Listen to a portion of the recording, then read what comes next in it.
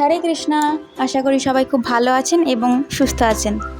আজকে নিয়ে এসেছি একটি নতুন রোজনামচা নিয়ে। তো প্রথমেই ভগবানের দর্শন দিয়ে দিনটিকে শুরু করছি। ভগবানের অল্টারে রয়েছেন রাধা গোবিন্দ দেব, জগন্নাথ বলদেব, সুভদ্রা মহারানী এবং বাকি সবাই।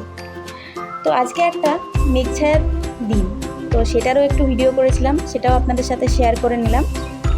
দেখুন বাইরে পাখির কোলাহল রয়েছে, আপনারা শুনতে পাচ্ছেন নাকি জানি না।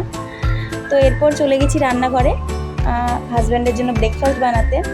ও ব্রেড বাটার খেয়ে যাবে বলল, তো ব্রেড বাটারই বানাচ্ছি। ওপর থেকে একটু গোলমরিচ এবং চাট মশলা ছড়িয়ে দিয়েছিলাম। তো এটাই ওর ভালো লাগে খেতে, তাই এটাই বানিয়েছিলাম, বিশেষ কিছু করিনি।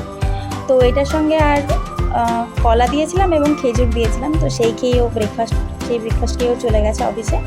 আর আমার জন্য একটুখানি স্মুদি করেছিলাম, ওই কলা, দুধ, ওটস এসব দিয়ে স্মুদি বানিয়েছিলাম। ওপর থেকে একটু মধু আর একটু কাজু ছড়িয়ে নিয়েছিলাম।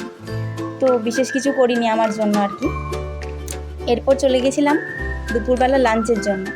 তো দুপুরবেলা লাঞ্চে আজকে উচ্ছে আলু ভাজা করেছিলাম, সোয়াবিনের তরকারি করেছিলাম এবং পেঁপের চাটনি করেছিলাম। তো সেটাই টুকটাক ভিডিও করেছি।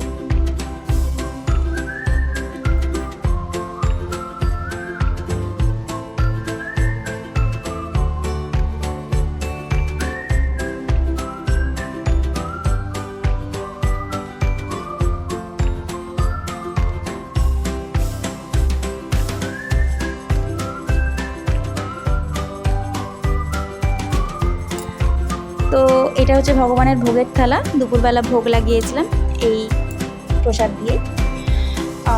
এটা বিকেলবেলা একটু সিমাইয়ের পায়েস বানিয়েছিলাম।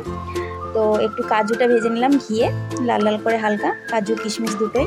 তারপর সেমাইটা হালকা লাল করে ভেজে নিলাম এবং পায়েস তৈরি করে নিয়েছিলাম।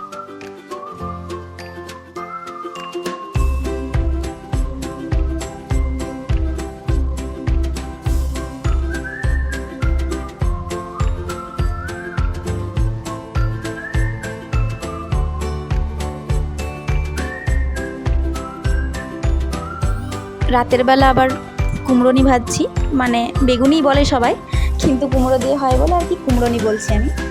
তো কুমড়োনি এবং পায়েস, মানে সিমাইয়ের পায়েস দিয়ে ভগবানকে ভোগ লাগাবো। তো রাত্রে এটাই প্রসাদ পাবো। তো সারাদিনে আজকে এই রান্নাবান্নাগুলোই করেছিলাম, তাই আপনাদের সঙ্গে শেয়ার করলাম। তো সারাদিনের যে আমার ব্লগটা বা ভিডিওটা কেমন লাগলো আমাকে অবশ্যই কমেন্ট করে জানাবেন এবং ভালো লাগলে অবশ্যই লাইক, শেয়ার এবং সাবস্ক্রাইব করবেন। হরে কৃষ্ণা।